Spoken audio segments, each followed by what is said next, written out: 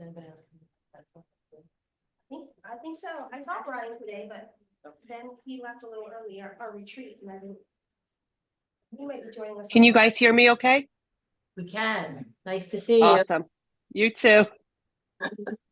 Hello, everyone. Good to see you too. I was good morning. You was good morning. All right, we'll call the meeting to order then, if everyone would stand for the Pledge of Allegiance.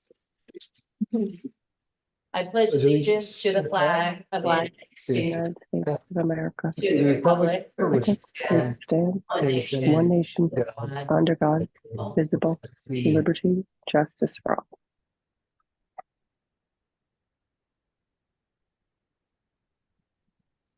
Devin, if you'd be so kind to take the roll call. Alrighty, we have Ann Catrillo, Here. Jason Goldstrand, Present. Rebecca Baird, I'm here. and Debbie Kulik.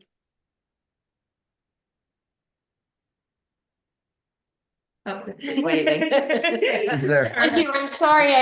I'm at the hospital with one of my employees, so.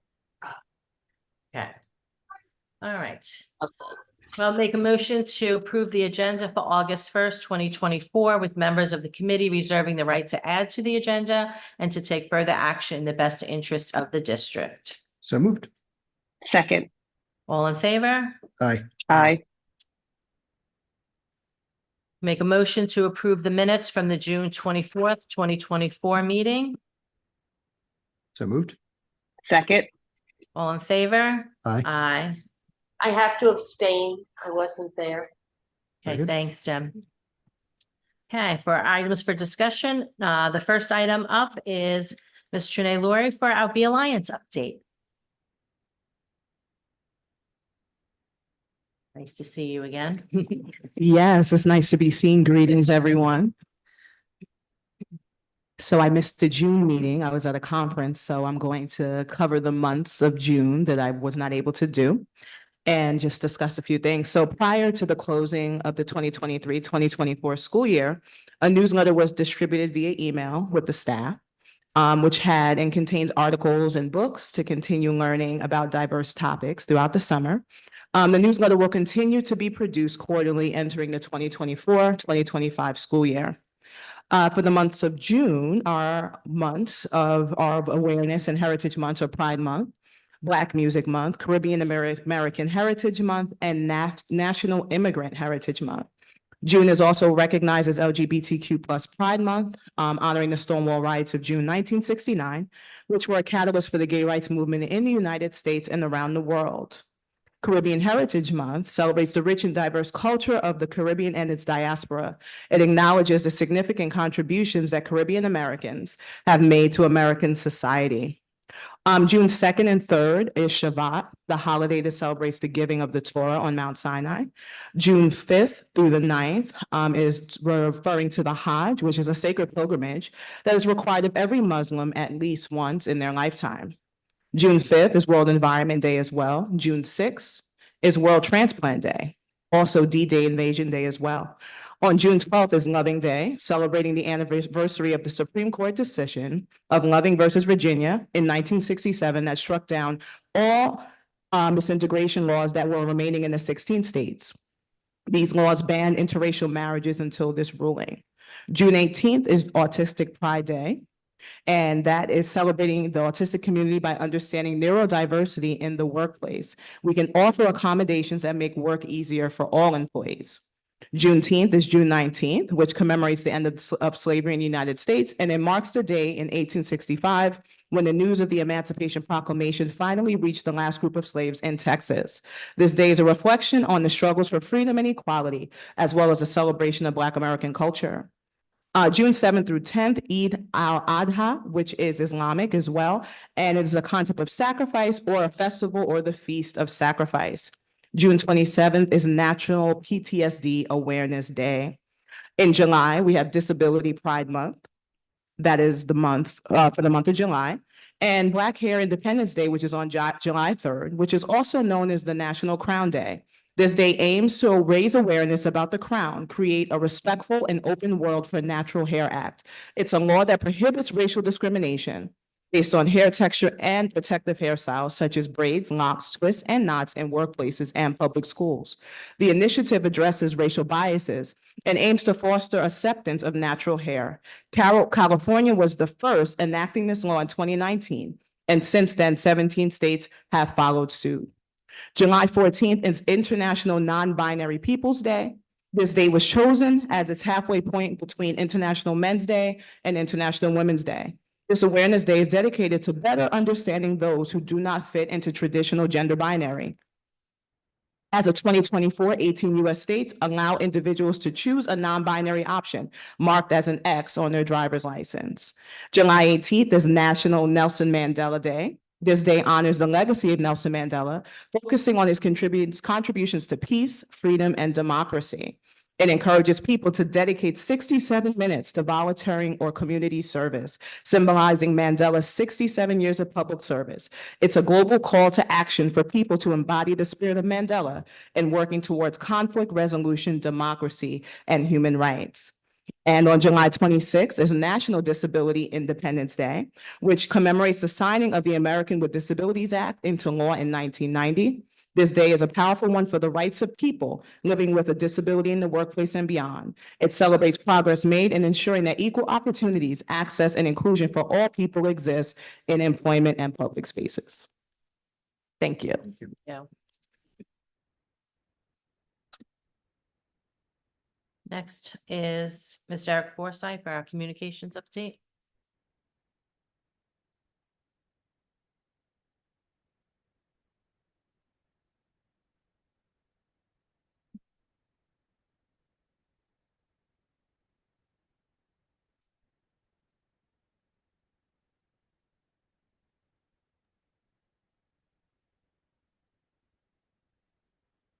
Double click that. I think they'll share it on your side.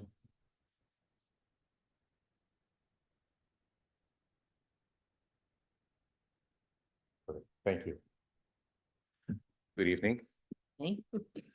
It's nice to be here. I just have to say that teachers and retired teachers look so relaxed in the summer months. It is lovely. So this evening, I just wanted to say that we've brought you some updates on just 3 items that we want to talk about to show you some progress that's been made as we're all working very diligently to get things ready for the upcoming school year. So in this update in particular, I want to share with you some progress that's been made in our website redesign. We're going to be discussing an actual August launch date very soon. That's going to entail a lot of communication from our department to get individuals ready for that. But we've done some work in the meantime that we're going to share with you this evening that's going to enhance our ability to more effectively communicate with the constituency of the district on important matters that they're interested in. We're also going to bring a little update on the school bus technologies, but we're only going to focus on the parts of those that are going to impact communications with our parents and families within the district and answer some questions that I think started right here with this committee this evening. And then lastly, we're going to jump to our Sapphire Community Portal, and we're going to take a look at some automations that we've put in place for this coming school year so that we can all work a little smarter and less harder throughout the district. So to begin with, I wanted to share with you just a snippet of our current, actually our new, we call it current in our office already, the new website. This is the upcoming events panel that individuals will see if they were to visit the website at the district level. Due to the work of individuals in all departments and throughout our buildings in the district, we're now receiving the events automatically from their Google calendars that have been created for them. Some departments in the district were using Google automation with the website previously. Not all were. Some were creating events within the website itself. We've streamlined it so that we're a Google district, right? We use G Suite here for just about everything. So we're using what we're already familiar with and not causing anyone to have to learn a new program or come into the website and become an author just in order to update events. So here, for example, on the district page, you'll see things like the Independence Day holiday right from the school calendar. That's entered by Mrs. Rosado, your board secretary, in the superintendent's office in one Google Calendar. You'll also, though, see things like this evening's meeting, the Education Programs and Resources Committee. That's also entered by Mrs. Rosado as the board secretary, but in a separate calendar called Meetings. Why is that?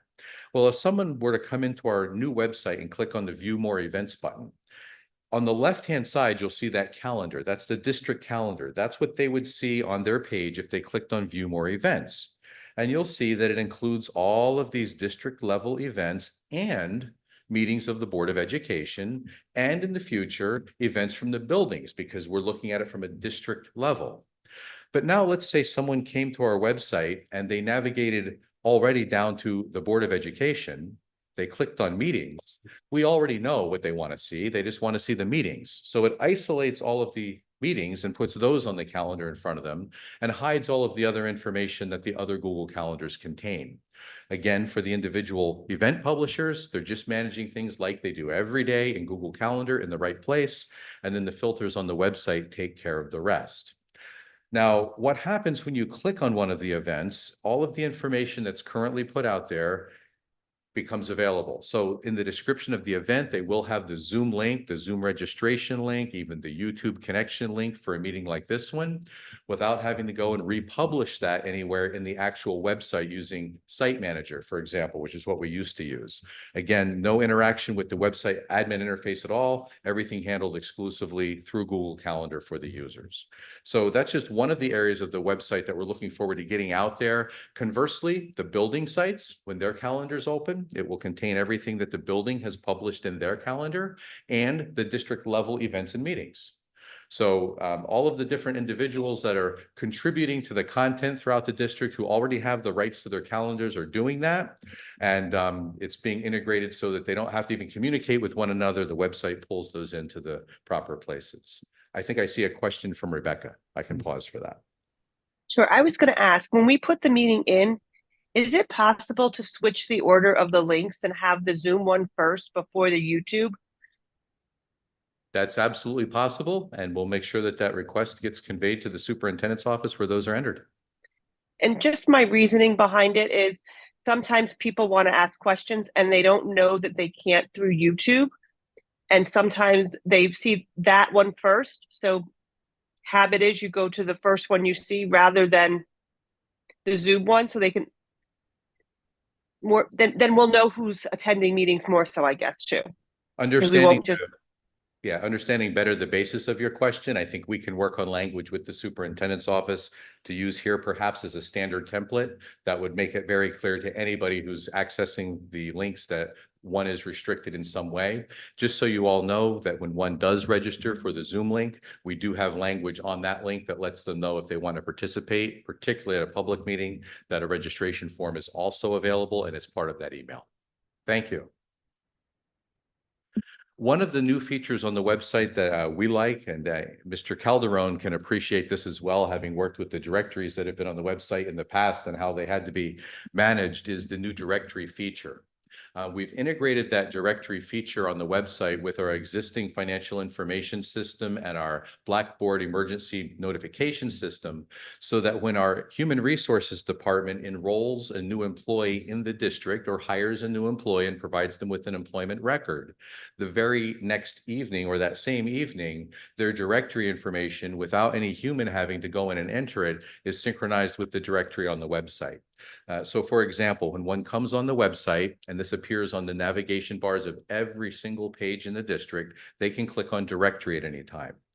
For example, here, you could go in and you could look for Ann Catrillo in the directory at all locations. When you hit search directory, it's going to pull up a little business card there. You might be able to see faintly the outline of it on the smaller screens that explains Ann Catrillo, Location Administration Center. Now, Mrs. Catrillo, had you been still teaching, it would say there very specifically Ann Catrillo, teacher, English, High School South. And the link that we provide them to is a link that will allow them to send an email to the individual versus being able to telephone them or communicate synchronously. They would have to communicate asynchronously through email and establish that communication rapport. And we have this ready, if you saw on the last screen in the directory. Actually, I didn't show that, for all 1,767 employee contacts within the district, regardless of their classification or location. And when one pulls down locations, it shows each and every location within the district by school, department, or transportation facility, maintenance facility, and so forth. Another feature that's up and ready, thanks to the work that's happened in our superintendent's office since it was announced that the board was moving forward with board docs, is the policy manual. It's soon to go public, but the bones of it are there, as you can see here in this screenshot that we took of it this afternoon. Mrs. Wazatsky and Mrs. Rosado have worked diligently to make sure that all of the current board policies are moved now into the board docs arena, and they're currently editing any policies for our upcoming policy committee meetings in board docs, so that as we continue to make policy modifications, they're done in the board docs template format. So there's the policy manual. But again, one of my favorite features is that little piece I just circled in the upper right. That's the search icon. This is something we've been waiting for a long time. If we go into the search icon, and again, I'll use my favorite example this evening. If we search Ann Catrillo in our board docs search engine, what it's going to come up with here in this example, because I have every format checked, I checked off meetings, policies, minutes, and attachments, it's going to come up with the 4 or 5, 6 actually agendas in which that name appears as it's written, as well as the 2 copies of minutes that are out there in draft mode that they've been working with in the superintendent's office, where your name is up to this point. Now, as we go and start adding now the historical content, it will also be able to search that content as well, going backwards, even though it only exists in PDF form. As an example, I went into the policy manual this afternoon and searched residency, something that our office may often deal with. When I did that, here I found these policies that all contained the word residency. Now, all I need to do is open them by clicking them. The PDF of that existing policy that was already being maintained in the superintendent's office opens, and I can now search it for residency if I want to and drill right down to it. In the past, I would have to go into our Moodle and click each individual document, open it, and let's see if this one says residency. Oh, nope, let's go to the next one. And how often we've all perhaps done that with board minutes, where we try to find when was the last time we approved a contract for such and such or so and so. It's a lot of opening and closing. So the search feature is working well, and we're beginning the process now of moving all of that historical data over progressively. That's not going to happen by the time we go live with the website. We're going to have a split link for a period of time to let individuals search this information, the most current, which is where 80% of the searching goes. And then we'll start bringing the historical data in over the course of the school year. We have a lot of data to bring in because our district has been digitizing and posting our board minutes and agendas on the website for decades at this point. Now an update on the Stop Finder portion of our transportation automations. Stop Finder is really the one application, as we've been integrating the new technologies in transportation, that will have the most impact in communication with our parents and our school community. So what's been done so far with Stop Finder? Well, we've completed our training on Stop Finder, Wayfinder, and Service Finder applications. So that means the transportation staff that will be working with them at the office level, our implementation team that works with the data integrations on the back end, as well as the garage employees that are working with the bus maintenance, have all received their training, and we have the applications all set up at this point. All of the routes that are currently in our existing program, which is Route Finder, are already integrated, and no further work has to be done on an ongoing basis to keep them in sync. So the staff knows what needs to be done every time changes occur on routes, so that it automatically flows into these other programs for us to utilize. I clicked off the screen. Here we go. So answers to questions. Someone had asked, will substitute bus assignments, because we have some of those, right, throughout the course of a day, will they be visible to subscribers in the app? The answer is yes.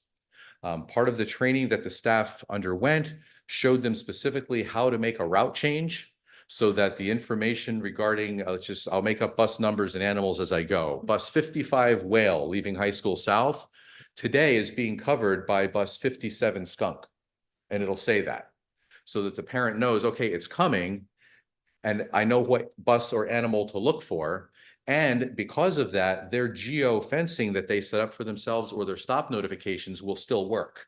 So it follows the student, it follows the run, so to speak. And that was something that I know a question had come up about. So the answer is yes. Also, the transportation department under Mrs. Robbins' direction has determined that they are going to immediately begin the use of the two-way communication feature in the app as we roll it out. The benefits of having two-way communication through the Stop Finder app over email communication or phone communication is because it's team viewable.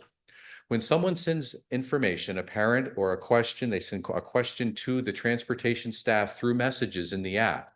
Everybody on duty in the transportation department sees it. They can also see who responded to it. They can see what they said. They can then follow up in a system later. And it provides for more opportunity for collaboration with the team versus an email going to a specific person one might have a rapport with, only to get the email back that they're out of the office for 3 days. So we will not stop email communication by any means, but this is going to be a tool that we think will be much more beneficial as time goes on, that will be our flagship communication piece for our parents and the transportation department team. Now, our next steps are our school vehicle driver in-services that are going to occur in the second week of August. We're gearing up for those now so that we can introduce our drivers to what the parents will be seeing. But the focus of the school vehicle driver in-service will really be the Wayfinder application. That's the one that the driver will see on their screens that will actually pull up little pictures of all of the students that are assigned to their run at the stop they're sitting at that moment, based upon their bus's location. And as students board the buses with their ID cards and swipe, it'll turn those students green as they board automatically. If somebody forgets a card, the driver can see a picture, just tap their button and board them on the bus. If somebody boards the bus who's not supposed to be there, it'll put them in for them because we won't leave anyone behind, but it will indicate them in yellow so that we know that they're a stray passenger on the bus. Then when the driver gets to the school, the reverse happens, and then we know who got off the bus, and the driver can say, hey, look, there's 3 missing. Let's go see if we have sleepers. They can take a walk on the bus and so forth. So there will be some training for the drivers. We're going to afford them opportunity to go out and do their runs like we do every year with the app running, which will take them through their route, tell them when the stops are approaching. And we want to do that to get their feedback. We don't expect this is going to be a seamless run day one with 400 trips that we have to send out every day. We expect to have questions, answers, to even come back in the fall in service and polish and refine things, not to wait till then, but to get feedback from them right away and try to make this work as seamlessly as possible. We need that to occur first to gather data so we have things to share with the parents. So we're going to issue our student photo IDs a lot earlier this year. The whole bulk order for the district for next year went out already. Our office in administrative services has already begun printing new student IDs for the enrolled students that have been coming this week. Because we know the bulk order is already out, we're making the new ones now. Our goal is to get those in the hands of the students in homeroom that first week of school so that they can begin using these right away. And then really quickly thereafter, emailing the subscribers their invitation to join StopFinder. We're not going to do that with the whole district at once. We're going to roll that out very progressively. Our goal would be to have that rolled out by about mid-October with everybody, just to make sure that we can work out any questions along the way, as opposed to releasing that to 16,000 parents all at one time. And then once a parent or a subscriber has that invitation and they use it, they can use the app to share it with others. They can even set dates for how long that can be shared with them. So I might have my student and I need Mr. Gallstrand to know when he's getting off the bus for the next week. I can share that with him, set a ending date on it, and you'll receive an invitation on your phone to say, hey, you've been elected by Eric Forsythe to receive StopFinder. Click here, it installs, and you only see my student's information. If somebody else invites that same person, now they see their student, the other person's, and the other person's student as well. So it's very manageable by the individual subscriber. So just a few highlights of what's been done, some questions that came up, and what our next steps are. Lastly, in the Sapphire Community Portal, we were asked, is there anything we can do to start minimizing the amount of paper forms that go back and forth at the beginning of the school year? So we started with an important one. We started with the Student Code of Conduct for 2024-2025, and it's already out there. We put it out there. We haven't instructed our buildings to do anything with it yet, but intuitively, because many of them know how this part of the system works, they've been doing it. They've been just looking at forms and approving them, and I'll explain what happens when they do that. We said nothing to the students, but many of our students, hundreds of them who are in the community portal in the summer, saw this because they got an email that a new form was posted. They went in and they signed off on it. So what that looks like here, this is the same for a student or a parent. They log in, they see right up top student data forms that are waiting completion, where I have the arrow. Here's the Code of Student Conduct form for 24-25. The way that Ms. Johnson designed this for us was that when they click on it, it's crazy simple. It opens up to a panel that says, here's the code of student conduct, review the code of student conduct. And there's a link to download it there for yourself or read it on the screen in PDF format. After that, you click the next button. And when you do that, it takes you right to the electronic signature page. In this page, they simply type their name, stating that they have acknowledged reading and understanding the rules and regulations of the code, and then they click the submit button. That's it. When that's done, it creates a task notification for the respective school office personnel to review it. You think, why would you have to review it? It's just a form. Well, what it enables us to do is look at who should have filled out the form based on who's logged into Sapphire and who typed what name on the line. So for example, if I go in there and it says, you know, Santa this was sent to Claus. Richard Forsyth and it's signed Ricky Forsyth, close enough. That's what we call Ricky. So we submit the form. But if we go in there, right, and as Mrs. Cotrillo said, it's signed Santa Claus, we have some suspicions that he probably didn't sign that. The form can be rejected to the student to say, no, you're going to have to fill this out, or parent, fill this out properly. When it is filled out and accepted, it generates this PDF document and automatically stores it electronically in the Sapphire Student Document Center for that school year for the student. It's done. So we know who did, we know who didn't, we can remind those who didn't, we can chase them. But when it's all done, no one's taking all those forms in the office and putting them in a file folder and wondering what to do with them, as they may call our office in 3 years. What do we do with all of these? They're put into Sapphire, and then that's where they will stay. So it's only electronic. electronic, starting from this point on, no either or kind of thing. Right, Okay. we put it in here. Now, of course, if somebody can't get one, we can always hand them one, right? And then we can scan it into Sapphire and put it there. But already the response from parents and students, we didn't even announce this other than letting the system do its work, has been in the hundreds of forms that have been completed just in the past few days since it's been placed out there. So those are the 3 items we wanted to bring to you. There's much more going on, of course, as we're moving through the summer, and it's going by way too quickly from our perspective. Probably from yours too, but if there's any questions, concerns, or suggestions, I'm here to take them. Anybody have any questions?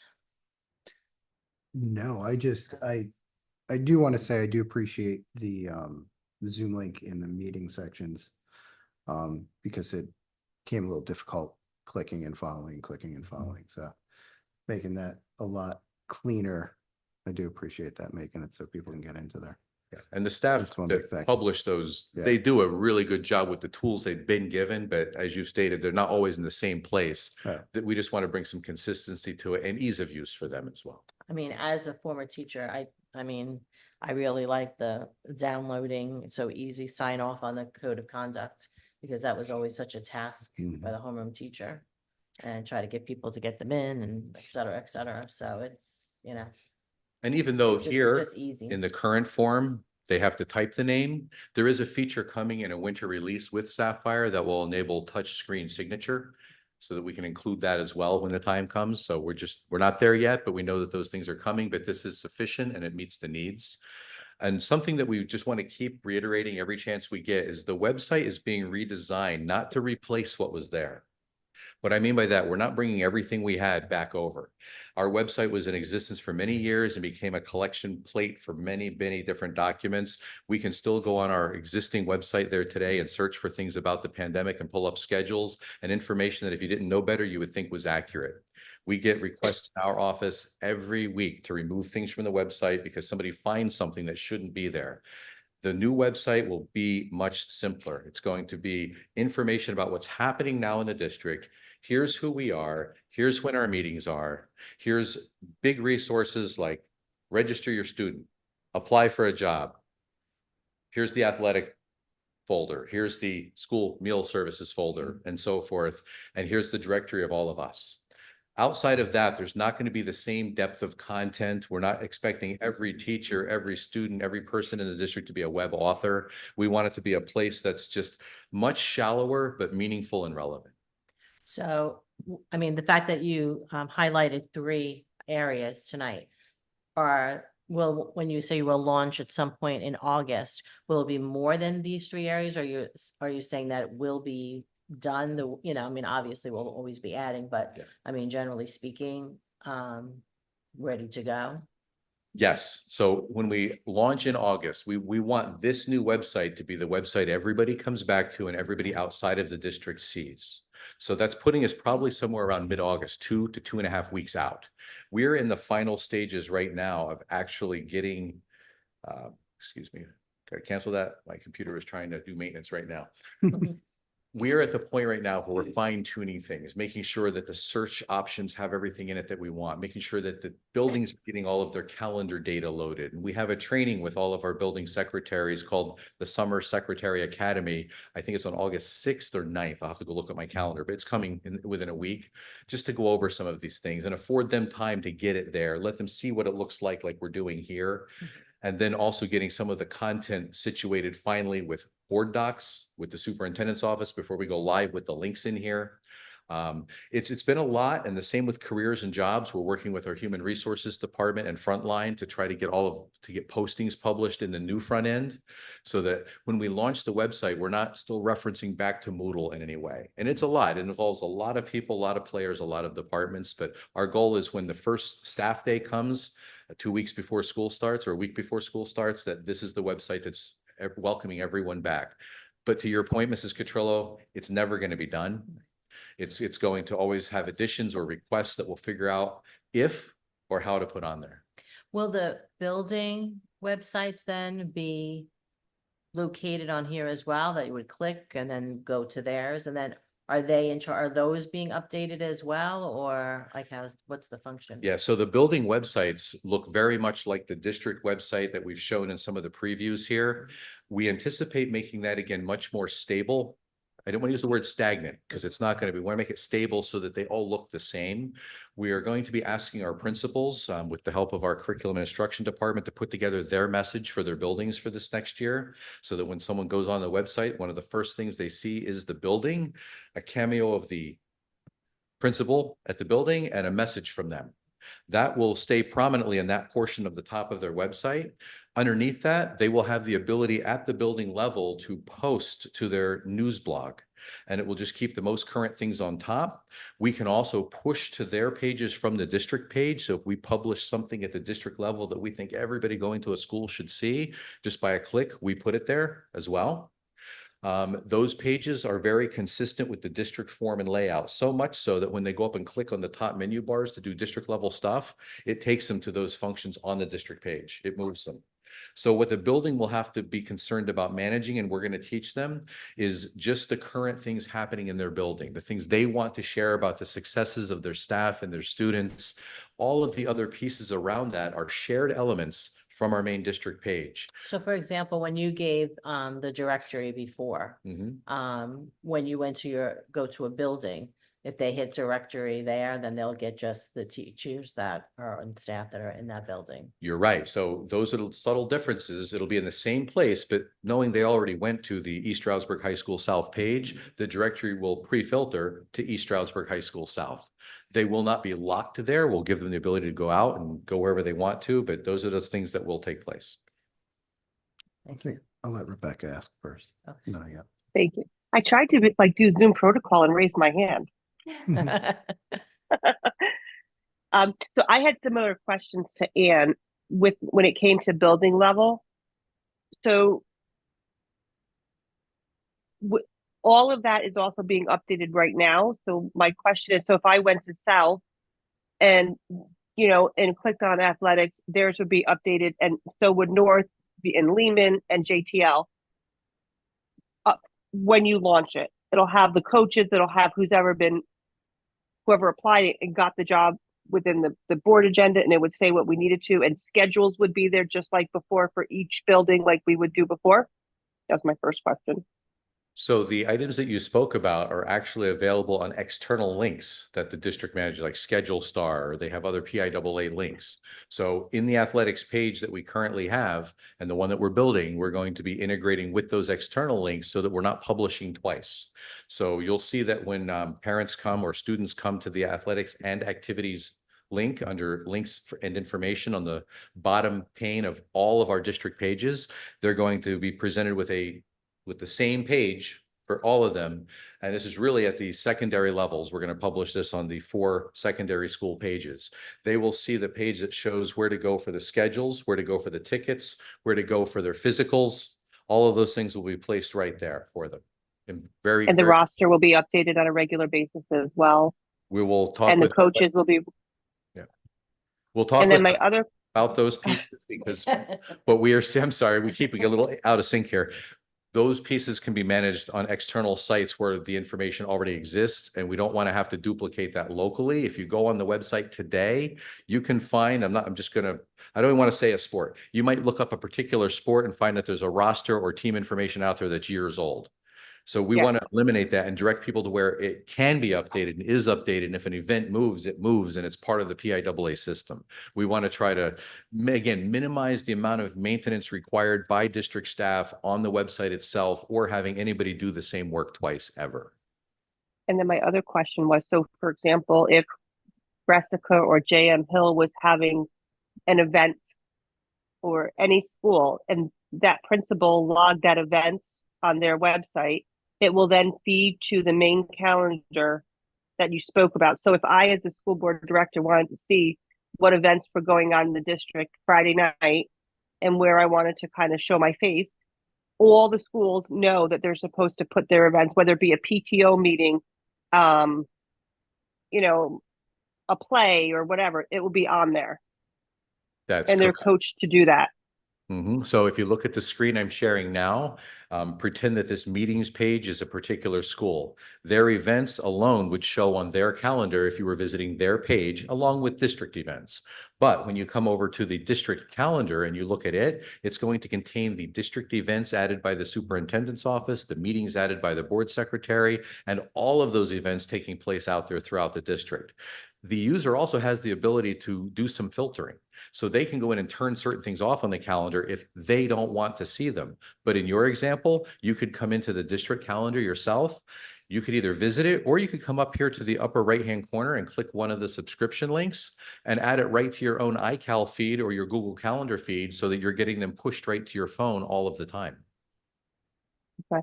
And this is also going to be in was it 5 languages we said originally? If I remember correctly, 6, 5? Yes. Yes, yeah, we have the 5 main languages that the district language surveys indicate are the languages spoken at home, and those are already available and working on the website right now. Perfect. So I'm looking forward to having an updated calendar for all the schools that, you know, I can go into and look at, and I'm sure parents are too, because they always wonder what's going on. Because sometimes our kids don't tell us, and we have to kind of guess. Like, when's prom? When's homecoming? When's this?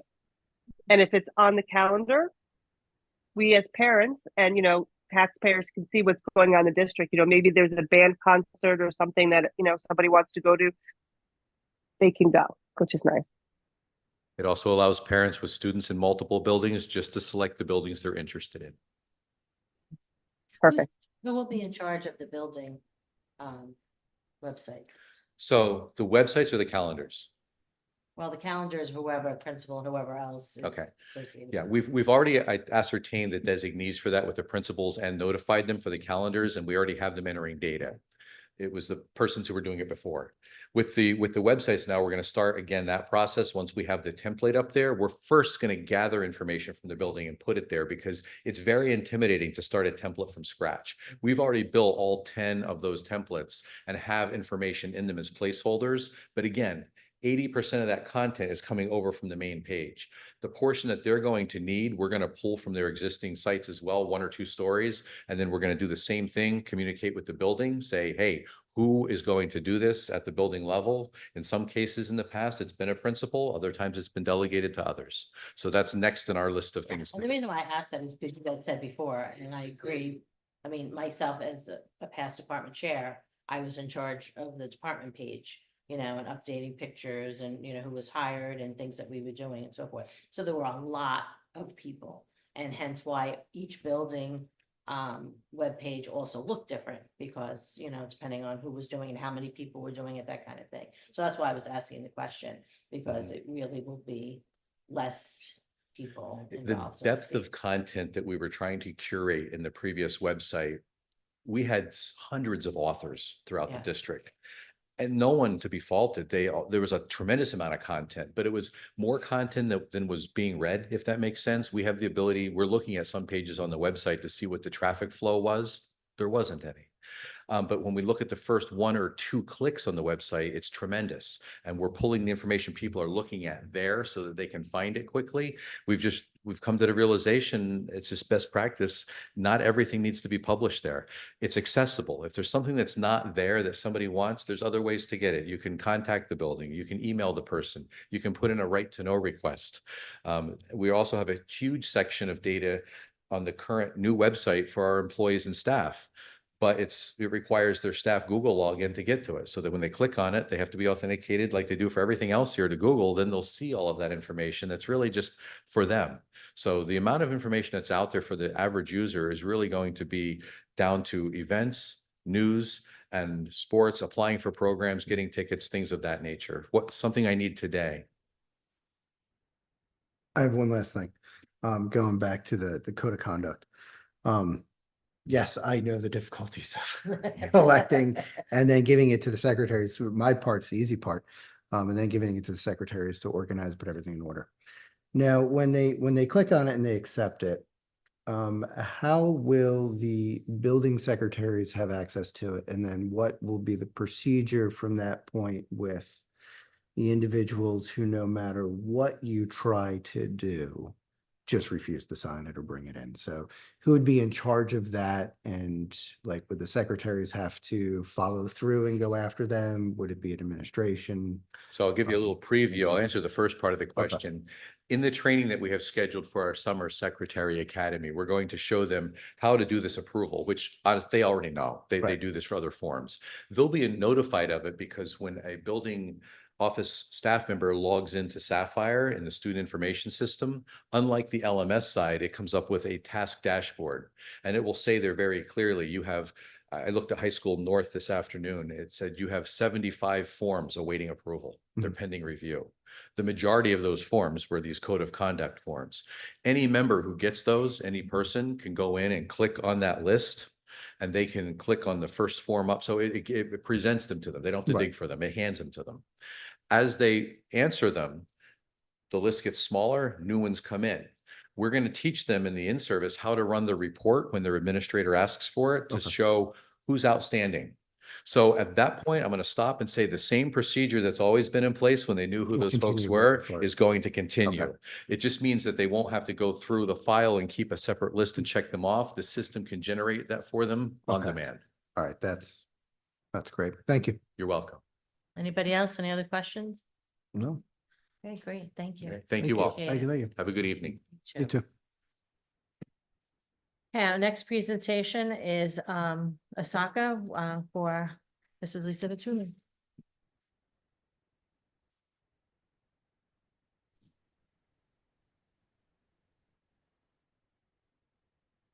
Hi, I'm Lisa Vituli. I'm the director of the East Stroudsburg Cyber Academy, and I'm just gonna.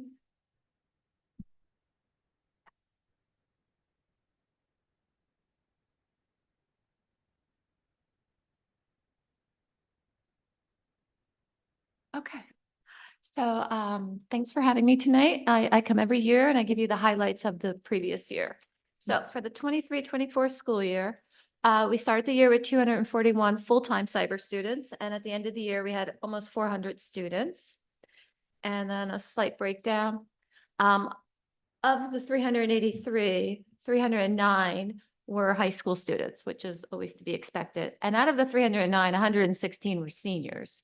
And that's always our biggest group, and juniors are always our second biggest group. Not included in that original number, we had 34 students that completed their high school requirements in January, like those January grads. Intermediate, we had 58 students. Elementary, we had 16 students last year. In addition to the full-time students, we have scheduled conflict students. So we had 184 last year. So those are our full-time brick and mortar students that are taking 1 or 2 classes in our cyber program. So we deal with setting up all those classes as well. Our building, we have 12 people that work in the Osaka building every day. but we are also supported by 62 Schedule B teachers throughout the district.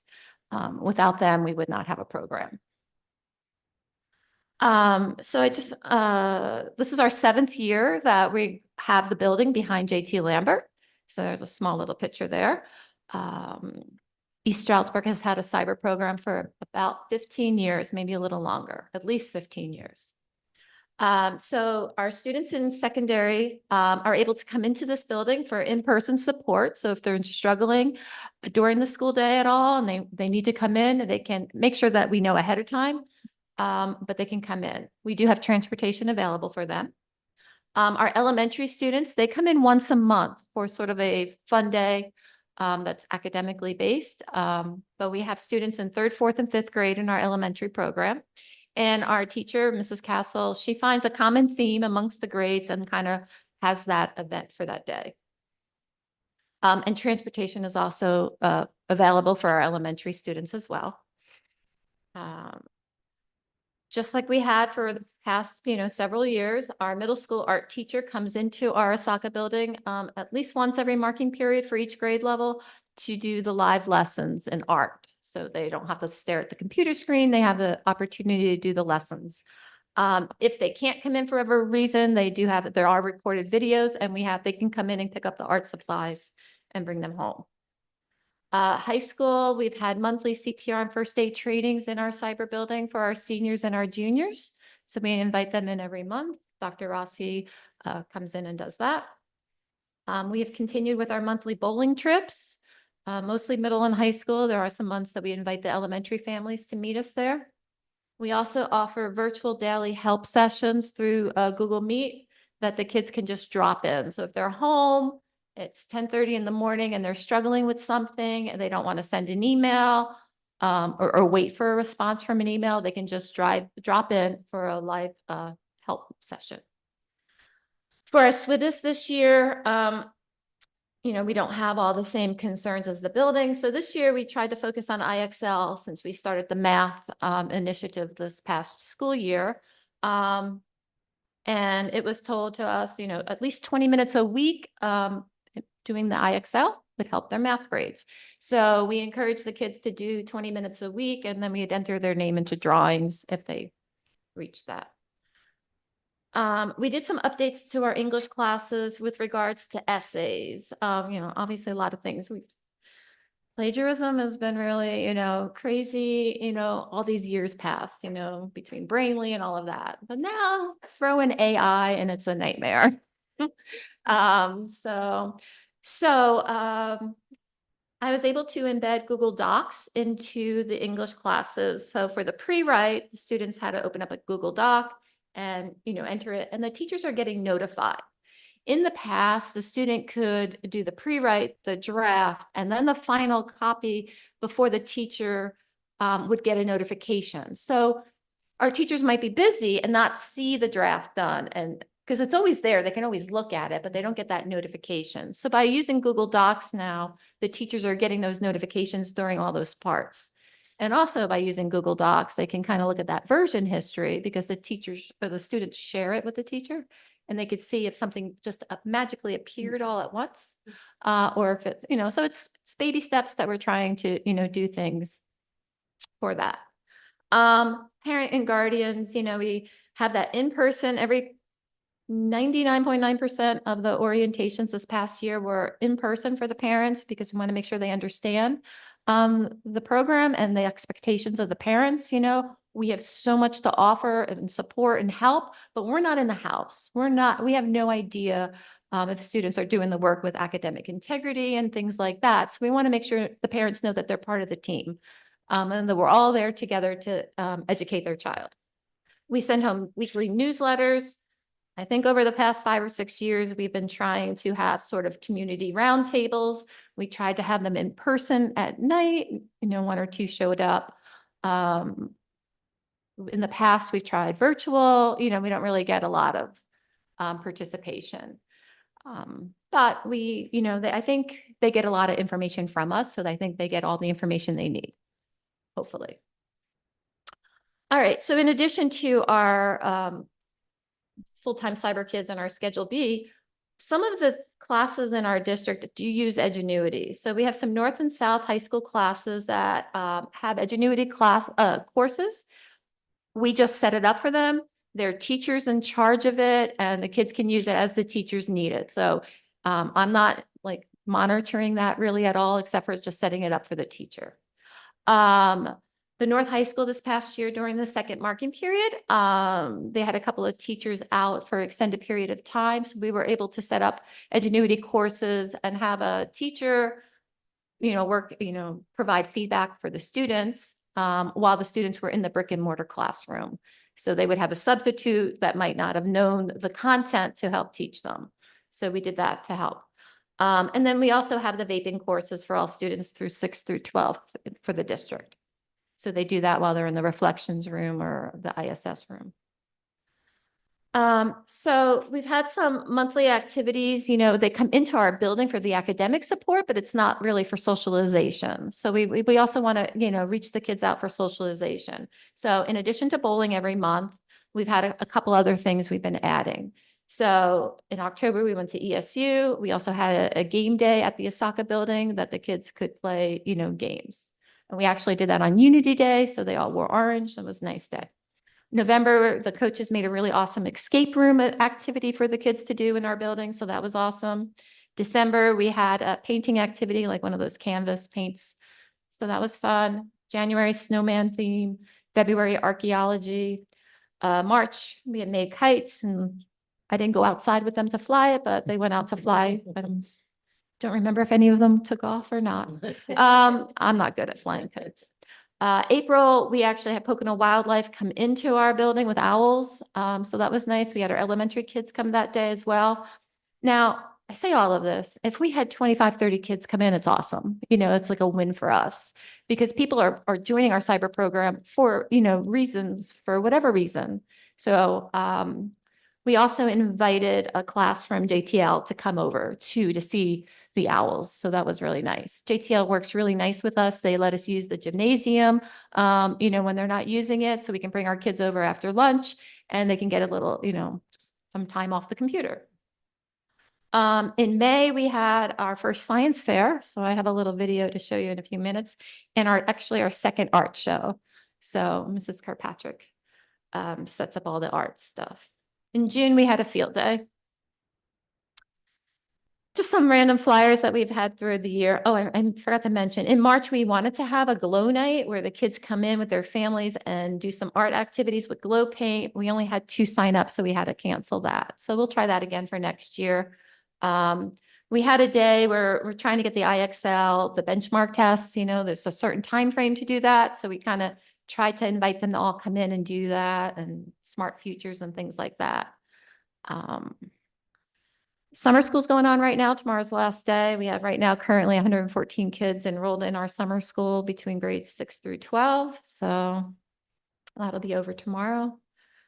Elementary highlights, like I said, the monthly get-togethers, common theme. The public library, that was really nice. A few times this year, instead of having the families bring their kids to our building, we met them at the library. So I went one time with them. We went to the Middle Smithfield Library branch.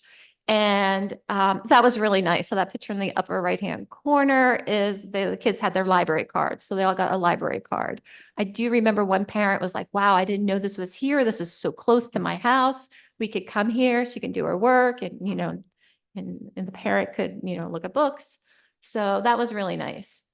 And also, in addition to the monthly activities, the families bring their students in for the district testing. So our elementary kids do the Acadians testing in our building, in person.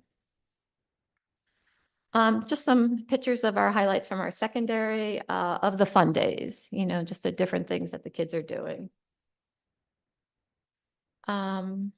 Our art show, science fair flyer. So all of our students in 6th, 7th, and 8th grade, actually, we embedded a science fair type of project into the course. So they all had that project assigned to them as a grade as part of it. So as extra credit, they could bring their project in to be in the science fair. We had a little less than 20 we had 58 middle school kids bring it in. So I do have a short video. I'm not sure if it's going to work, but I'll play that. And then on the left is a picture of the art. that we had on display for the art show. Again, the students had to bring in the work. Also, Mrs. Kirkpatrick had this art shown at the Cure Cafe in the month of May. So we had our students there. So let us see.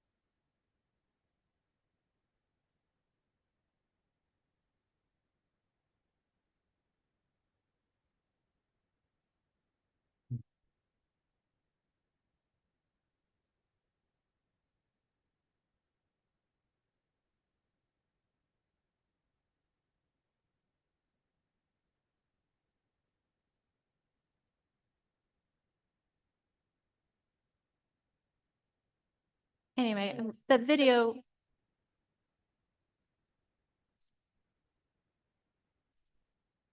The video was for our family newsletter. So after the science fair, we just sent that video in the newsletter.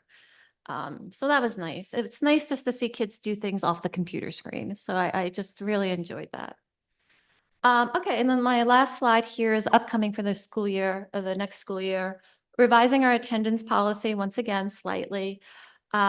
So in the past, you might have heard like you have to log in for 5 minutes to make sure you have attendance. And that was really for those families that worked ahead. So I can think of a family that had 2 kids in our program and the father was off of work on a Friday. They had an awesome routine. They did all their work Monday, Tuesday, Wednesday, Thursday. And then Friday, they had no schoolwork to do. And we're like, well, we need to do attendance. So you got to log in for 5 minutes. So unfortunately, sometimes that gets taken advantage of. So our policy now is if you log in for 5 minutes and you're failing 2 or more classes, you will be marked absent. So it's not hurting any of the students that are working ahead. A lot of our high school seniors, they do a lot of work 2 or 3 days a week because they go to work on a job. New students will be required to have a 2-day in-person orientation there to making sure that they understand everything. In January of this past year, we had all the students started coming in for in-person like we were before COVID. So we're trying to get back to that. We are going back to separate days for middle school and high school because we are seeing our numbers increase of kids coming in. So Mondays and Wednesdays will be middle school, Tuesdays and Thursdays will be our high school students, unless there's like a special event, like maybe Pocono Wildlife or something. We're going to continue parent guardian orientation in person, but we're going to add a required virtual check-in a month after the student started. We do communicate a lot and I understand that families are very busy. They also have jobs and things like that, but sometimes it's hard to get a hold of people and their child might be struggling. We want to brainstorm ways to make sure that their child's successful. Busing, we're going to get from day 1 this year. I've been working with the transportation department for that. It's been a little hard the last few years, the drivers and stuff like that, the shortage. I think we had to wait 2 or 3 weeks. So we want to make sure we get busing right in the beginning. Elementary will continue with monthly activities. And then something new, we're trying this year for synchronous lessons. So We picked two Keystone classes, English 10 and Algebra 1, and we are going to have a block of time during the school day where the students will have access to a live teacher. Obviously, everything's going to be still on Edgenuity, but then the teacher will be there to talk about the lessons of the week and of the day to help the students. So we're hoping that that will help the students connect better with the teacher of the class. And then maybe making sure that they know they do need to go into the buildings with for the Keystones. We have that as part of our agreement. You know, cyber students are not exempt from the Keystone exams. It's just hard to make sure that they get there. So that's the end of my presentation. Any questions or comments? For the, I was just going to say quickly, Ms. Fatuli, my daughter, due to her migraines, as you know, went into Osaka for last semester, and I wanted to say thank you. The orientation was fabulous. I learned so much. She learned so much. Her coach, Ms. Smith, was wonderful, reached out to myself and to Maura Weekly to make sure we were on track. You know, she always made sure she did her work. She never fell behind. And all the teachers were phenomenal when it came to answering her questions, everything. It was seamless. You know, she was still able to participate in sports and do everything as if she was part of her building. And I know I emailed you as well as, you know, a lot of people involved. She's going to do brick and mortar for the fall, but there's always the option to go back. We know that. And she was accepted into college because she was able to focus enough to do what she needed to do. And she's already ready for when she graduates high school this year, that she'll be in college, you know, accepted into the program she wanted. So on behalf of the mom, thank you. And as a board member, thank you for what you do. Thank you. That was great. And I do love, like, especially her daughter, she was able to do sports. Like I go to sometimes I go to the basketball games, and I hear a name of a student. I'm like, oh, that's a cyber student. I don't know what they look like, but I get to see them because a lot of our students do play sports. that's the, So that's the great part of being able to do it with in-house for sure. Yeah. My question was more around the synchronous lessons. Uh-huh. The teachers that are going to do these lessons, since it's still Ingenuity, are they the teachers that are teaching that course for So- those students? Yeah. So I've been working with the human resources and just, you know, all the time trying to figure out how can we do the synchronous lessons and stuff. And high school, and this is just all my opinion, would be an easier one in the future just because of the way that's scheduled in the building, you know? You can have a couple of periods of this and then maybe an online period. You know, that wouldn't work in the middle school the way it's set up on Teams. But we have actually two of my coaches also are Schedule B teachers, and they actually happen to be the English 10 and the Algebra 1 teacher. That works So perfectly. it works out really That's nicely. great. So I'm very Excellent. excited to see how this works. Excellent. Yeah, I'll be curious as well. Excited. Yeah, it's very exciting. Thank you for sharing Mhm. more information. Appreciate it. We're very excited about that, the synchronous, you know, in the continuum of everything that students Yes. need. That's just one of those pieces that hasn't been there, and it solves one more little problem, right? And that gets one more child, one more student engaged, and especially when we talk about the Keystone end results. We think that connecting with that live teacher will also give that student a real responsibility, a feeling of, well, you know, I need to come in for this test and I need to do my best. So Mhm. we're hoping it solves some. Yes. Some. Yes, I consulted with Dr. Preparato about that as well. Yeah, it's a great. Looking forward. And by doing that too, with the synchronous, they can actually hear other students' questions. It won't just be their question. And a lot of times, if you have that question, somebody else probably does too. So by being able to virtually be there, they can hear their classmates' questions as well. Maybe something that they're struggling but they didn't want to ask that question, and they can hear somebody else ask it as well. Yeah, exactly. So, and it's just still in the early stages. We just kind of finalized it a week or two ago. So we're still going to brainstorm and Yeah, how it's going to everything really roll takes out. time, that's for Yeah. sure. Yeah. But thank All you. right, Thanks thank so you. much. Thank Appreciate you. it. Next item for our discussion today is Ms. Angel Blue, come on up. And this is on EL on Vista products. Okay, good evening. My name is Angel Lowe and I am the chairperson for the ESL department. And today I will be discussing with you our request to purchase materials for our new core for secondary grades 6 through 12.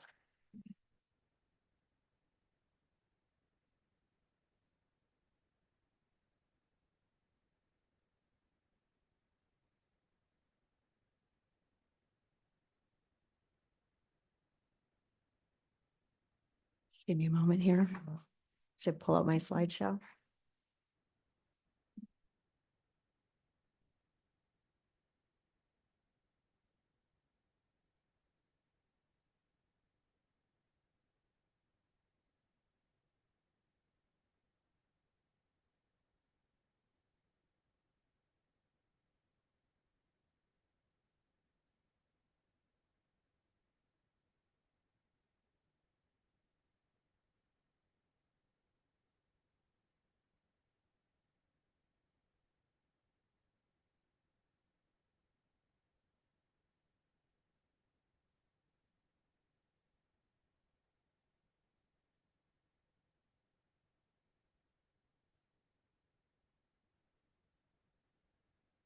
Mhm.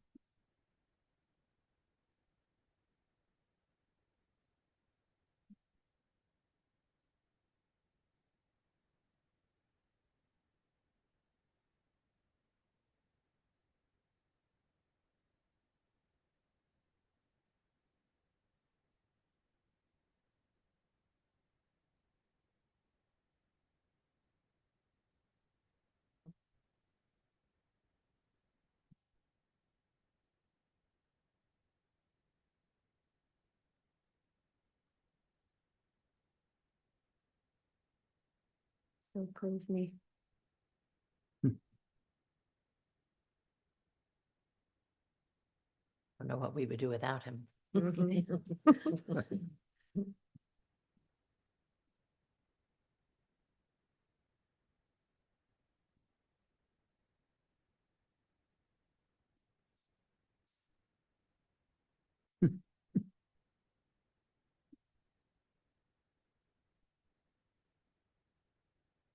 I know it won't help the public, but is it something you can share with us on our E ESASD and we can just bring it up on our own I just tried again. phones to follow Yes. through?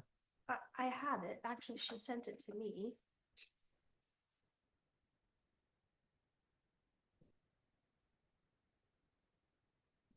I checked my email too. Mm-mm.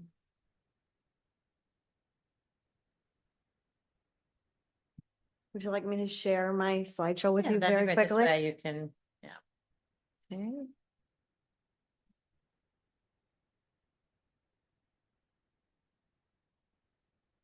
Is it Mr. Goldstrand? And I can see mine on my computer too if you email it to me as well, Rebecca Bear. Okay. Got you. need any spelling? Thank you. It's Jason Goldstrand, correct? Correct. Okay, all right, sent. Fabulous. Give you a moment to open that up. Okay, so for next school year, secondary ESL grades 6 through 12, we're using a program through Fuel Education called Middlebury Interactive. At the end of this past school year, 2023-24, that program ceases to exist any longer. The program has expired, they're no longer using it. So secondary ESL needs a curriculum program. So we're looking at Vista Higher Learning, and we have 2 titles, Bridges to Literature and Content, and that would be used at the middle school level. And you can see that there's levels A through C, so that would work nicely with those 3 grade levels if needed. And then we have Engage with Literature and Content for the high school level, and you can see that there's 4 levels that go, the books range from A through D. Vista includes the following noteworthy components. So I have previous experience with Vista because we currently have it for our newcomer curriculum, K through 12. So we're already using them. Though these are different titles, the functionality of the programs are very similar.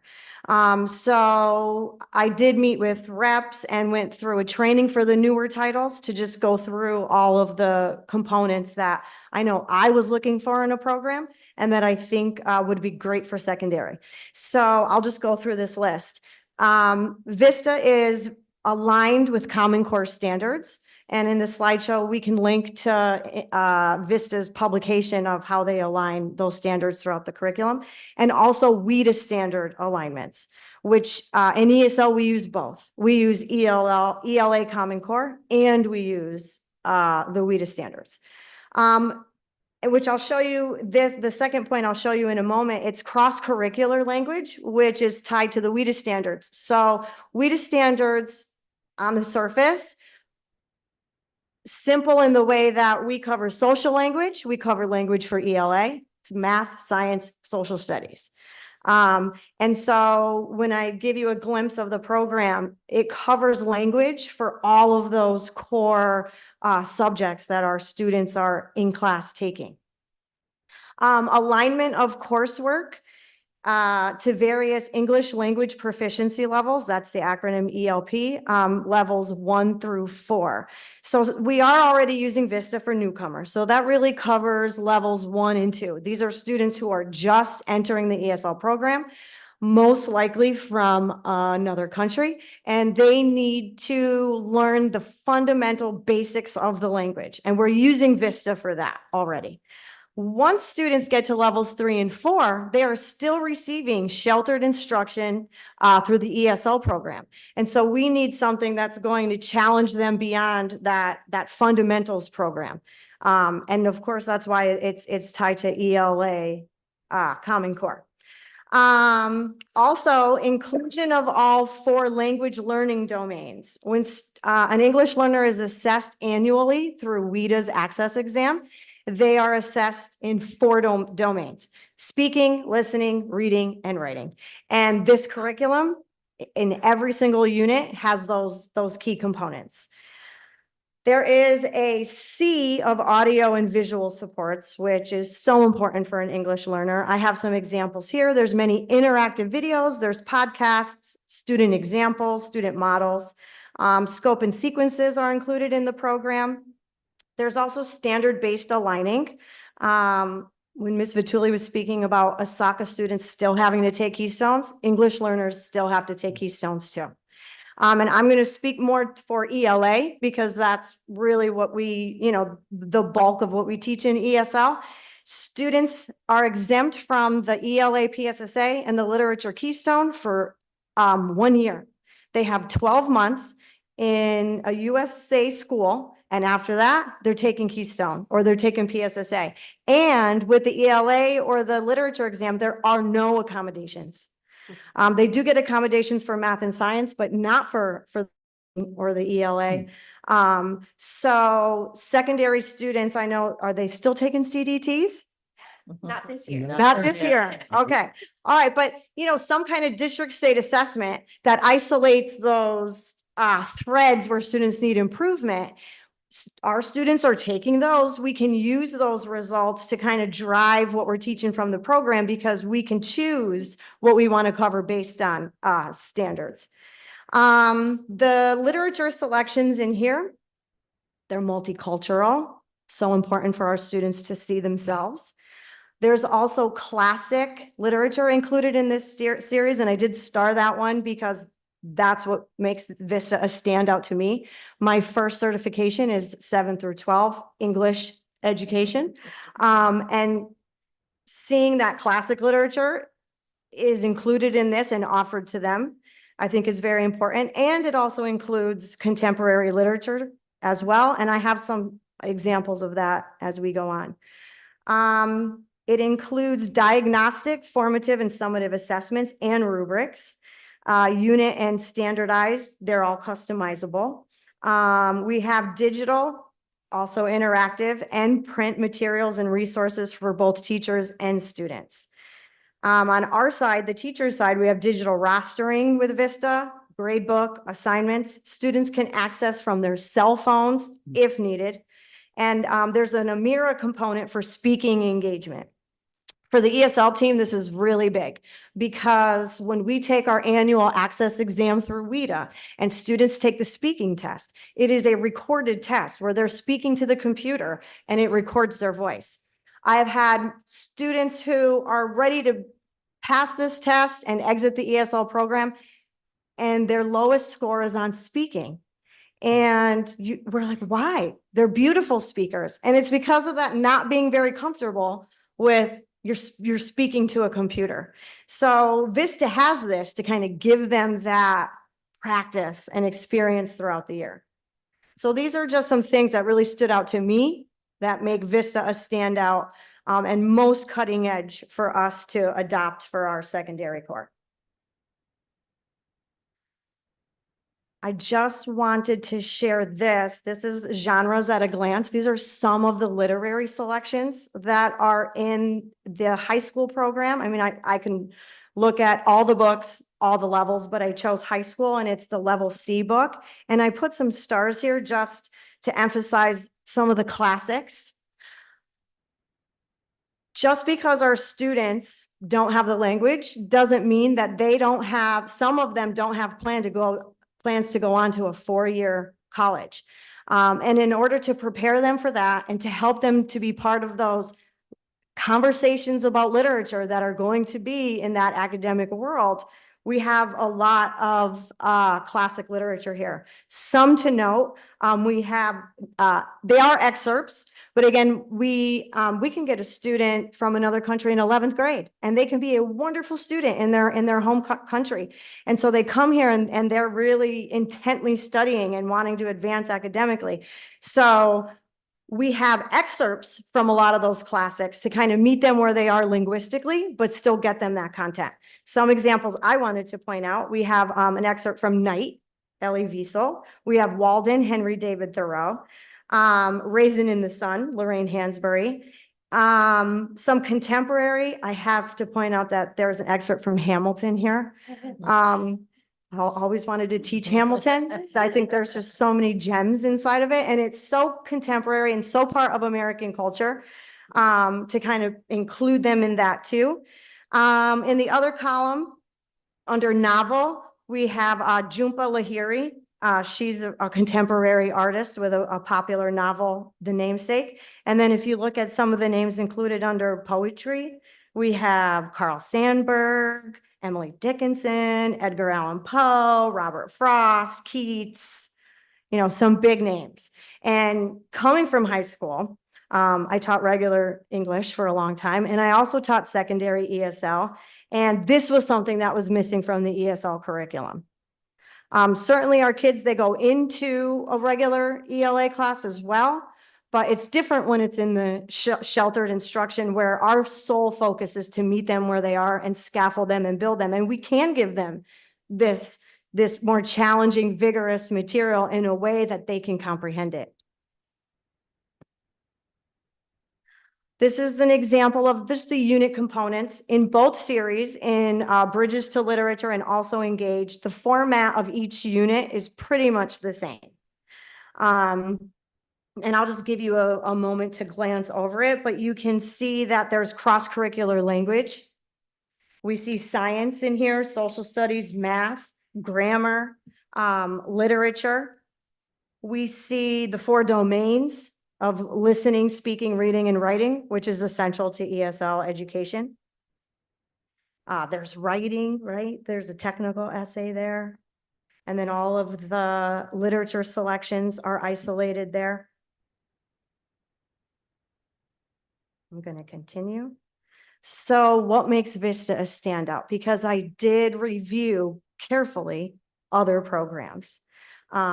And that's my first bullet there. Pearson Longman, the new Keystone. When I taught secondary ESL at High School North, my last year there was 2018. We were using Pearson Longman Keystone.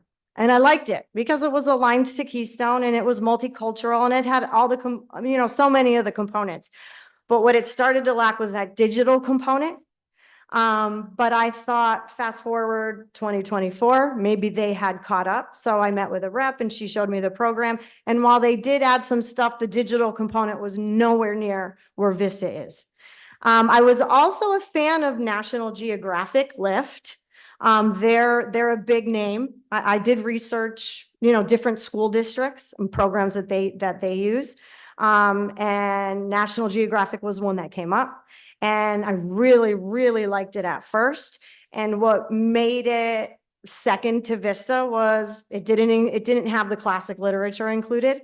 And they also didn't have a clear course plan in order to split middle school from high school. So that would be on us, where we would have to go through and pick, well, high school is going to cover this and middle school is going to cover this. And Vista has the two programs laid out separately.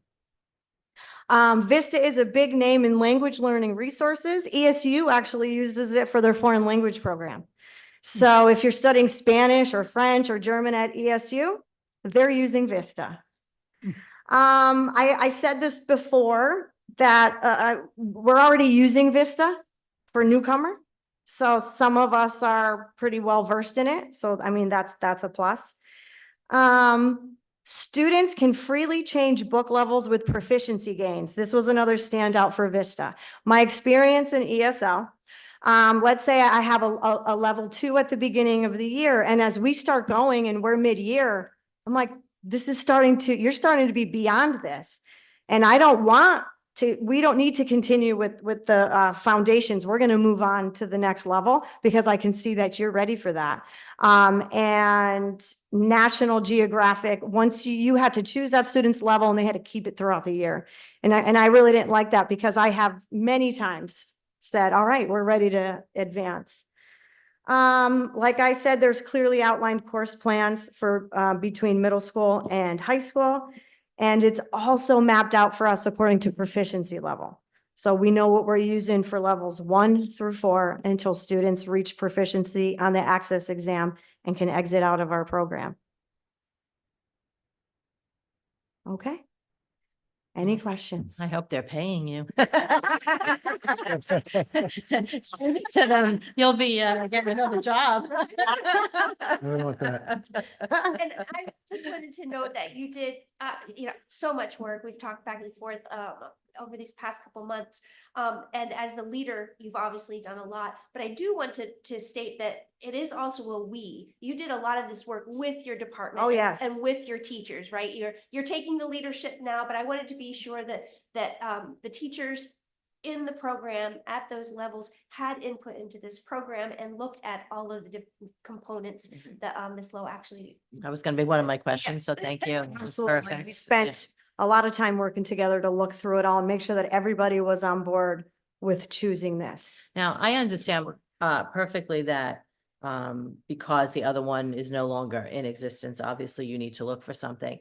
But in terms of the curriculum as it is written already, I'm assuming, will this fit into that, or are we rewriting the curriculum, once the program is established? I mean, obviously, we always want to write the curriculum and then, because that's what we know, what the skills are, what we want to the students to learn, and then we match that, obviously, not the way we're, kind of doing it the opposite way, which I understand for these reasons, but I just want to be clear on where we're going as far as then the actual writing of the curriculum once, these are approved.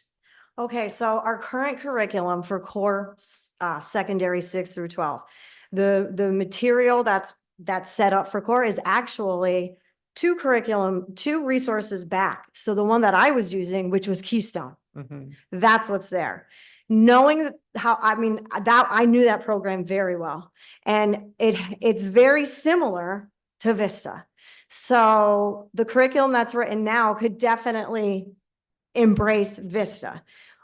Our thought was, and I met with Dr. Pipperato, was we pilot it for a year, although I anticipate, that this is what we're going to want to move forward with, just to let everybody get really comfortable with it. And then we rewrite our 6 through 12 curriculum using this program. Okay, that makes. including this Yeah, program. that's what I was, just Yeah. wanted to make sure that that's on the docket, moving forward, obviously, Yeah, because definitely. that's part of what we're trying to do is really realign, if you will, Yeah. our resources, whether they're current resources or whether we need to purchase new resources, and the curriculum, whether it is currently written, needs to be rewritten, whatever. I mean, that's one of the major purposes of the EPR committee, to really make sure that we are moving forward because, we are behind, for Yeah. sure, especially in the secondary level, as we've talked about through the last few months, at these meetings. So I want to say, first of all, thank you very much. I mean, I know you from our time together English as ELA teachers, English teachers, and I appreciate all the work that you've done and wonderful job and presentation. As I said, if I was Vista, I'd be hiring you for sure. Thank you so much. So the only thing, and this is a question, not really just for you, but more kind of speaking out to Dr. Piparato and something we'll have to discuss in the future. The fact that we are no longer using the CDT, tests, we have to, again, as a district, begin to discuss, what tests we will use in-house in district to begin to measure where our students are, for Keystones and PSSA moving forward. Mhm. Because, when we used to use maps, and we Mhm. go back all the different tests that we've used through the years in our district, they are helpful in, for the teachers in assessing, what our students' needs are. They could be, high proficiency in one area, but lacking somewhere else. And those tests help us so that we can, group within our classes for you, obviously for ELL students, really, important, but really for all of our students. So I just wanted to say that, and since you had mentioned that as something that we do have to look to moving forward for sure, as a district. When IXL came in this year, we had math at first, and then if you remember, the vendor was nice enough to say, we'll give you ELA for free second half of the year, you can Yeah. try it out. And the EL teachers contacted me and said, ooh, does that mean us too? Absolutely, it means. Yeah, you and we too. have been using IXL. Yep, So that's something that everyone is using this coming school year, correct? Mhm. Yeah, so hopefully we'll see how that aligns with for correct. Keystones and PSSA for sure as we're moving forward.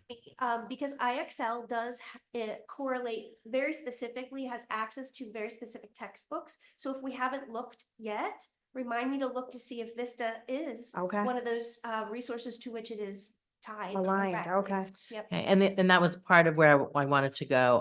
Also, in moving forward, as Dr. Pepper and I and our committee have discussed, in terms of approving curriculum and therefore the books that go with the programs.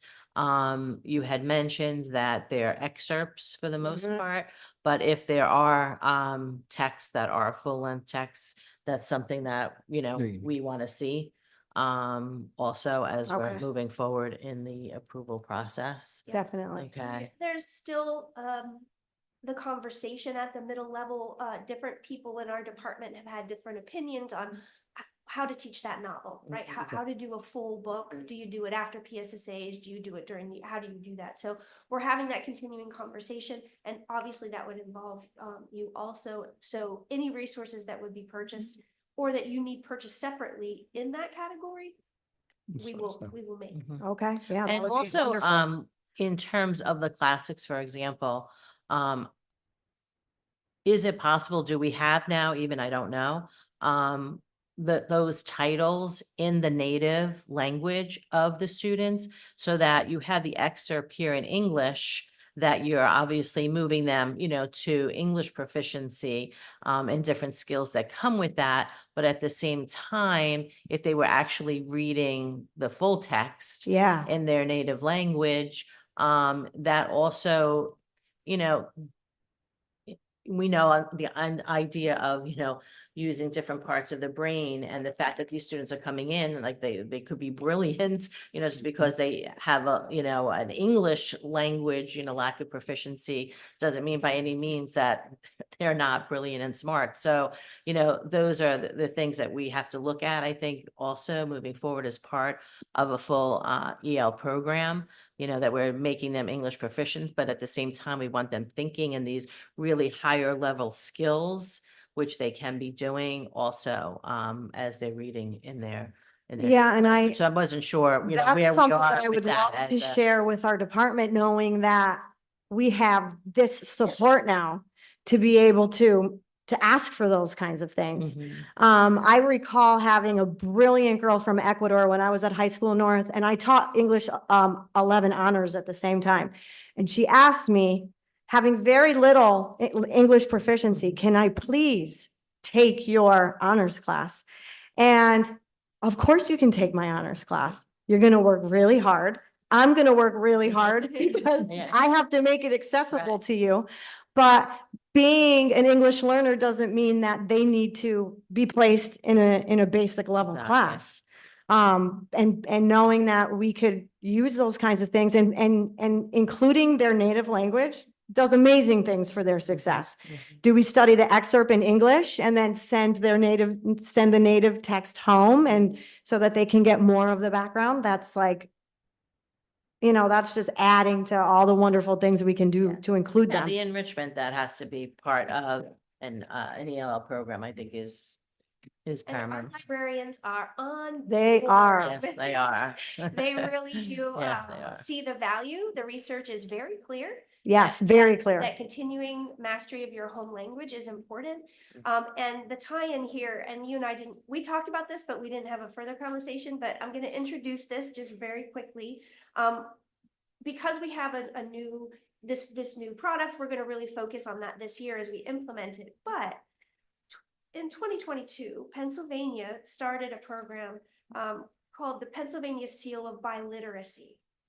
And so what it does is it given certain parameters that kids have to meet, they actually put a seal on one of those certificates that we have for graduation purposes for students who can speak more than one language. So if you're proof proficient, if you're biliterate, you can actually earn a certificate that goes towards those graduation requirements that we've been talking about.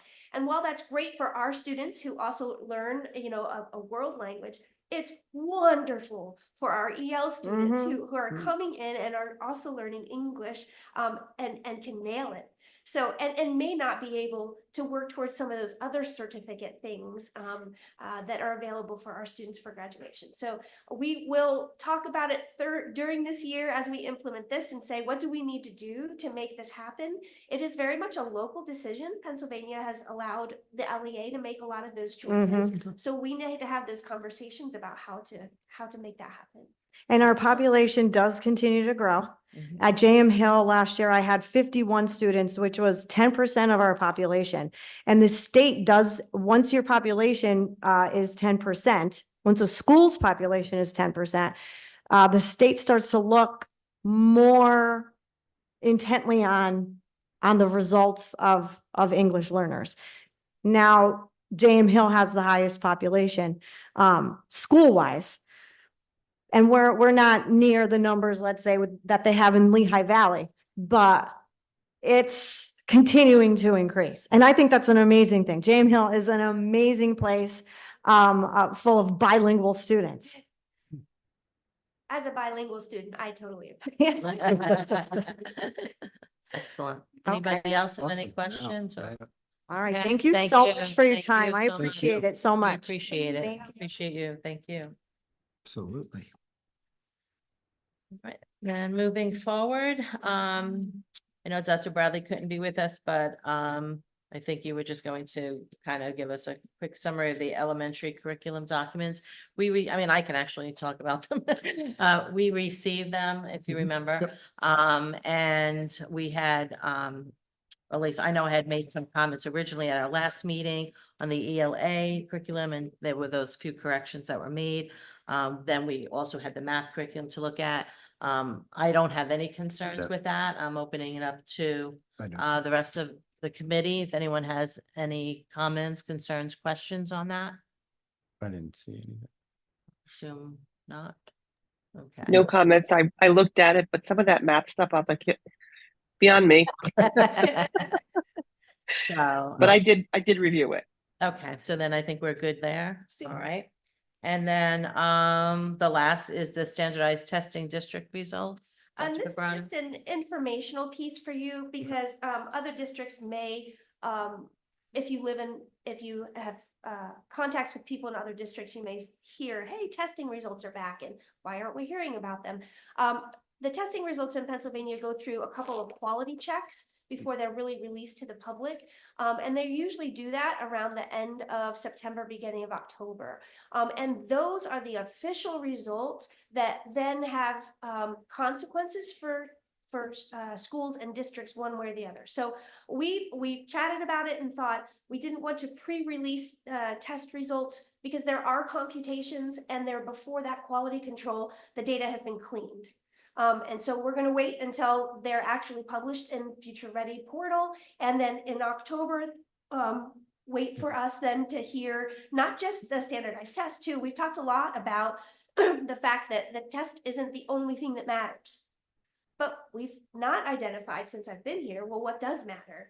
And so what we really want to talk about is what data points are important for us to look at that are both quantitative and qualitative that we can bring to you in October and say, this is the data by which we know we are either making progress or we need to make better progress in order to say that we have been successful.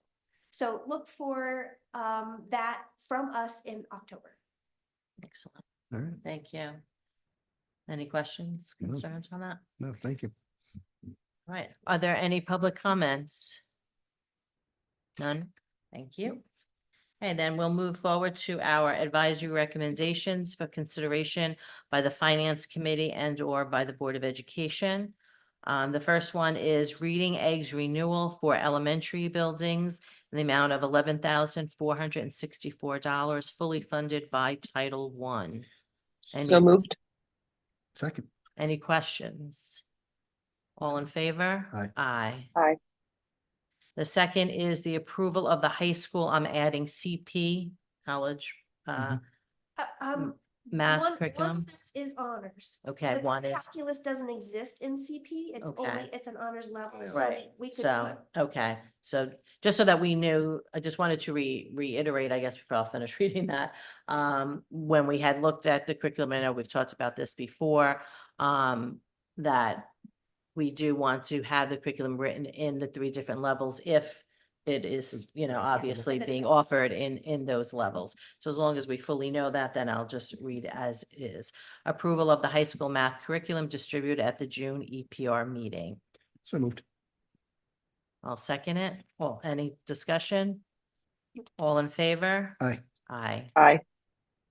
Okay, moving on, approval of the elementary ELA and math curriculum distributed at the June EPR meeting. So moved. Second. Well, any discussion? All in favor? Aye. Aye. Aye. And lastly, purchase of English learner curriculum products for grades 6 through 12 as a 1-year pilot. Vista Higher Learning, in the amount of $16,740.07, fully funded by the 2024-25 curriculum and instruction budget. So moved. Second. All in any discussion? All in favor? Aye. Aye. Aye. Okay.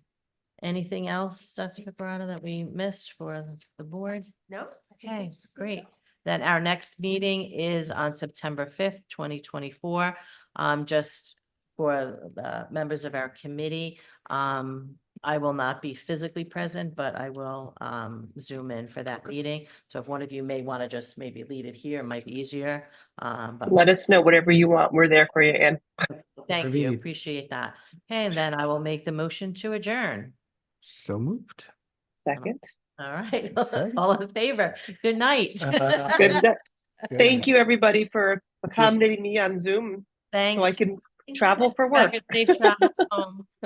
All right. Thank you. Bye. Bye.